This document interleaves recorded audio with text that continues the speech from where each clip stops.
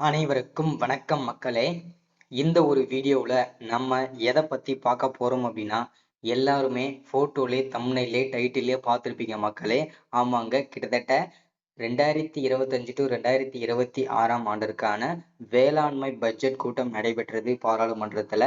இந்த வேளாண் பட்ஜெட் கூட்டத்தில் விவசாய மற்றும் நகை கடன்களுக்காக விவசாய கடன்களுக்காக மட்டும் வேளாண்மை துறைக்கு மட்டும் கிட்டத்தட்ட 2025 டு 2026 இந்த 1.5 வருஷத்துக்கு மட்டும் கிட்டத்தட்ட 45,661 கோடி ரூபாய் ஒதுக்கி இருக்கிறாங்க வேளாண்மை துறைக்கு மட்டும். சரிங்களா? ஸோ இந்த வேளாண்மை துறைக்கு ஏன் இவ்வளவு கோடி பணங்கள் ஒதுக்கி இருக்காங்க அப்படின்னு கேட்டீங்கன்னா, எல்லாமே விவசாயத்தை மேம்படுத்துவதற்காக மட்டுமே. சரிங்களா?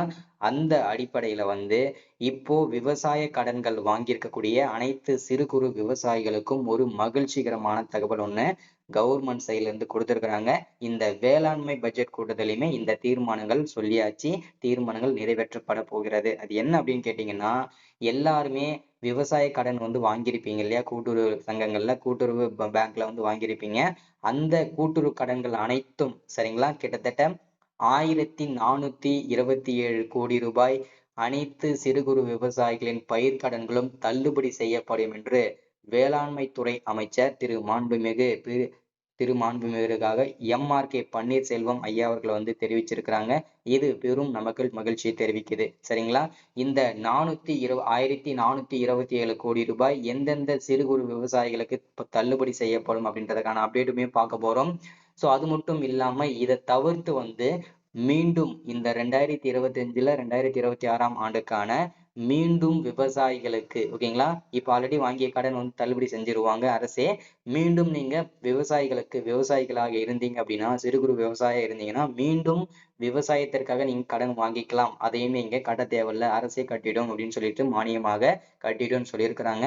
அதற்காக கிட்டத்தட்ட 17,000 கோடி ரூபாய் நிதி ஒதுக்கீடு செய்திருக்கிறதாகவும் தகவல் வெளியிட்டிருக்கிறாங்க. இது ரொம்ப ரொம்ப ரொம்ப ரொம்ப நமக்கு ஒரு மகிழ்ச்சிகரமான தகவலை தெரிவிக்குது. சரிங்களா? இந்த 17,000 கோடி ரூபாய் எப்படி நம்ம பாத்தீங்கன்னா பயன்படுத்துறது. இது மட்டும் இல்லாமல் விவசாயம் மேம்படுத்துவதற்காக இன்னமும் நிறைய நலத்திட்டங்கள் செஞ்சிருக்கிறாங்க. அது மட்டும் இல்லாம தலித்தின மக்களுக்கு பாத்தீங்கன்னாக்க ஆடு வளர்த்தல், மாடு வளர்த்தல், வெள்ளாடு, செம்மறி ஆடுகள் வளர்த்தல், தேனீ வளர்த்தல், ஸோ அதுவும் கால்நடை பராமரிப்புகள், இதற்காக பாத்தீங்கன்னாக்க பல நலத்திட்ட உதவிகள்லாம் செஞ்சிருக்கிறாங்க. அதற்கான தீர்மானங்களும் போடப்பட்டிருக்கிறது. இந்த மாதிரி எல்லா விஷயங்களுமே பார்க்க போறோம். இதை விட ஒரு முக்கியமான விஷயம் என்ன கேட்டீங்கன்னாக்க, 5 சவரனுக்குள்ள 5 பவுனுக்குள்ள எந்த வங்கிகள்ல நகையை நீங்க அடமானம் வச்சிருந்தாலும் சரி, நகை அடமான கடன்கள் 5 சவரனுக்குள்ள இருந்தால் கண்டிப்பாக அதுவும் தள்ளுபடி செய்யப்படும் என்று தீர்மானங்கள் போடப்பட்டிருக்கிறது. இது நகை வைத்திருக்கக்கூடிய அனைவருக்கும் ஒரு மகிழ்ச்சியை தெரிவிக்கும் வகையில இருக்க போகுதுங்க. ஸோ அது எந்தெந்த வங்கிகளை வைத்திருந்தா இந்த நகை கடன் தள்ளுபடி செய்யப்படும் அப்படின்றதுக்கான முழு அப்டேட்டுமே நம்ம பார்த்து தெரிஞ்சுக்க போறோங்க. சரிங்களா? ஸோ இது எல்லாமே ஒரு பேக்கேஜா இருக்க போகுது. இந்த ஒரு வீடியோ, இந்த ஒரு ஸ்கீமு ரொம்ப பயனுள்ளதா இருக்குன்றதுனால வீடியோ ஸ்கிப் பண்ணாம பார்த்தீங்கன்னா மட்டும்தான் இதோட முழு அப்டேட்டுமே உங்களுக்கு தெரியும். ஸோ வீடியோ ஸ்கிப் பண்ணாதீங்க. எல்லாமே பார்க்கறதுக்கு முன்னாடி இந்த மாதிரி கவர்மெண்டோட government job daily update channel, இந்த ஜாப்போட சேனலுக்கு இப்போதான் நீங்க ஃபர்ஸ்ட் டைமா வரீங்க அப்படின்னா மறக்காம சப்ஸ்கிரைப் பண்ணி வச்சுக்கோங்க. பக்கத்திலேயே ஒரு பெல் பட்டன் வரும் ஓகேங்களா, மணி பட்டன். அதை கிளிக் பண்ணீங்கன்னா ஆல்ன்ற ஆப்ஷன் வரும். ஸோ அதுக்கப்புறம் இந்த ஆப்ஷனை போட்டு வச்சுக்கோங்க. அப்பதான் நம்ம போடக்கூடிய வீடியோஸ்லாம் உங்களுக்கு உடனுக்குடனே நோட்டிபிகேஷனா வந்துடும். சரிங்களா? அந்த நோட்டிபிகேஷனா வரும்போது உங்களுக்கு ரொம்ப யூஸ்ஃபுல்லா இருக்கும். உடனுக்குடனே இன்னைக்கான நோட்டிபிகேஷன் என்ன, இன்னைக்கான அப்டேட் என்னன்றத ஈஸியா துல்லியமா நீங்க தெரிஞ்சுக்க முடியுங்க. சரிங்களா? சரி, ஓகே. இது எல்லாமே பார்க்கணும் அப்படின்னா மறக்காம நம்ம சேனல் ஃபாலோ பண்ணி வச்சுக்கோங்க. வாங்க வீடியோக்குள்ள போயிட்டு மறக்காம இதோட அப்டேட் தெளிவா துல்லியமா பார்த்து தெரிஞ்சுக்கலாங்க. சரிங்களா? வீடியோ ஸ்கிப் பண்ண பாருங்க, லைக் பண்ணிட்டு பாருங்க, ஒரு 5 பேருக்கு ஷேர் பண்ணிட்டு பாருங்க. இங்க தெளிவா மென்ஷன் பண்ணி கொடுத்திருக்காங்க பாருங்க.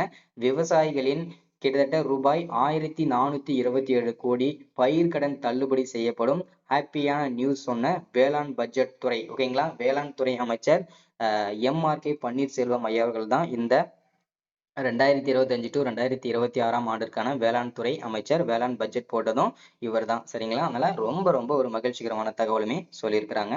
ஸோ இது எல்லாமே தெளிவா பார்க்கலாம், ஸ்கிப் பண்ணாம பாருங்க. வேளாண் பட்ஜெட் என்று தாக்கல் செய்யப்பட்ட நிலையில் வரும் ஆண்டில் விவசாயிகளுக்கு ரூபாய் 1427 கோடி பயிர்க்கடன் தள்ளுபடி வழங்கப்படும் என வேளாண் துறை அமைச்சர் எம்.ஆர்.கே. பன்னீர்செல்வம் ஐயா அவர்கள் தெரிவிச்சிருக்கிறாங்க. அதை தொடர்ந்து பாத்தீங்கன்னா 2025 to 2026 ஆண்டுக்கான தமிழக வேளாண் பட்ஜெட்டை இன்று வேளாண் துறை அமைச்சர் எம்.ஆர்.கே. பன்னீர்செல்வம் தாக்கல் செய்தார். இதில் விவசாயிகளை கவரும் வகையில் பல்வேறு திட்டங்கள் இடம்பெற்றுள்ளன. குறிப்பாக வங்கி கடன் பெற்று வரும் விவசாயம் செய்து வரும் விவசாயிகளுக்கு வரும் நிதியாண்டில் பயிர்க்கடன் தள்ளுபடி செய்யப்படும் என்ற அறிவிப்பை விவசாயிகள் மத்தியில் மகிழ்ச்சியை ஏற்படுத்தியுள்ளது. வேளாண் பட்ஜெட்டில் இடம்பெற்றுள்ள பிற முக்கியமான அம்சங்கள்லாம் என்னன்றத தெளிவா இந்த வீடியோல பார்க்கலாம். காவிரி, வெண்ணாறு, வெள்ளாறு வடிநில பகுதியில் கால்வாய்கள் தூர்வாரப்படும். இது ஒரு அப்டேட். அதே போல் கல்லணை கால்வாய் பாசன பகுதியிலும் சிடி பிரிவு கால்வாய்கள் தூர்வாரப்படும். மொத்தம் 2925 கிலோமீட்டர் நீள கால்வாய்கள் தூர்வார ரூபாய் 13.80 கோடி ஒதுக்கீடு செய்யப்பட்டுள்ளது. அடுத்ததா வேளாண் பொறியியல் துறை இயந்திரங்களை பயன்பாட்டுக்கு 500 நீர் சேகரிப்பு கட்டமைப்புகள் தூர்வாரப்படும். 100 புதிய மழைநீர் சேகரிப்பு கட்டமைப்புகள் உருவாக்கப்படும். மழைநீர் சேகரிப்பு கட்டமைப்புகளை உருவாக்கவும் மேம்படுத்தவும் ரூபாய் 2.75 கோடி நிதி ஒதுக்கீடு செய்யப்பட்டுள்ளது. மின் மோட்டார் பம்பு செட்டுகள் அமைக்க மானியம் வழங்குவதற்கு ரூபாய் 1.5 கோடி நிதி ஒதுக்கீடு செய்யப்பட்டுள்ளது. மின் இணைப்பு இல்லாத 1000 விவசாயிகளுக்கு சூரிய சக்தியால் இயங்கும் பம்பு செட்டுகள் வழங்க ரூபாய் 24 கோடி ரூபாய் ஒதுக்கீடு செய்யப்பட்டுள்ளது. சிறு குறு விவசாயிகள் பயனுக்காக ரூபாய் 10.5 கோடியில் 130 வேளாண் இயந்திர வாடகை மையங்கள் அமைக்கப்படும். வாடகை செயலி மூலம் வேளாண் இயந்திரங்கள் வழங்க ரூபாய் 17.37 கோடி நிதி ஒதுக்கீடு செய்யப்பட்டுள்ளது. ரூபாய் 1.6 கோடியில் பனை சார்ந்த தொழில்கள் ஊக்குவிக்க பனை மேம்பாட்டு இயக்கம் அமைக்கப்படும். ரூபாய் 10 கோடியில் முந்திரி தொழில் ஈடுபட்டுள்ள தொழிலாளர்களின் நலனை பாதுகாக்க முந்திரி வாரியம் அமைக்கப்படும். பலா மேம்பாட்டு இயக்கத்தின் கீழ் புதிய பலா சாகுபடியை ஊக்குவிக்க ரூபாய் 5 கோடி ஒதுக்கீடு செய்யப்பட்டுள்ளது. ரூபாய் 20 கோடி செலவில் 9 ஒழுங்குமுறை விற்பனை கூடங்களில் சேமிப்பு கிடங்குகள் அமைக்கப்படும். இந்த சேமிப்பு கிடங்குகள் ஒவ்வொன்றும் 1000 மெட்ரிக் டன் கொள்ளளவு கொண்டதாக உருவாக்கப்படும். வேளாண் விளைபொருளுக்கான 100 மதிப்பு கூட்டு மையங்கள் ரூபாய் 50 கோடி செலவில் அமைக்கப்படும். விவசாயிகளுக்கு ரூபாய் 10 லட்சம் வரை முதலீட்டு கடன் வழங்கப்படும். ஒழுங்குமுறை விற்பனை கூடங்களில் கட்டமைப்பு வசதிகளை ஏற்படுத்த ரூபாய் 50.79 கோடி நிதி ஒதுக்கீடு செய்யப்பட்டுள்ளது.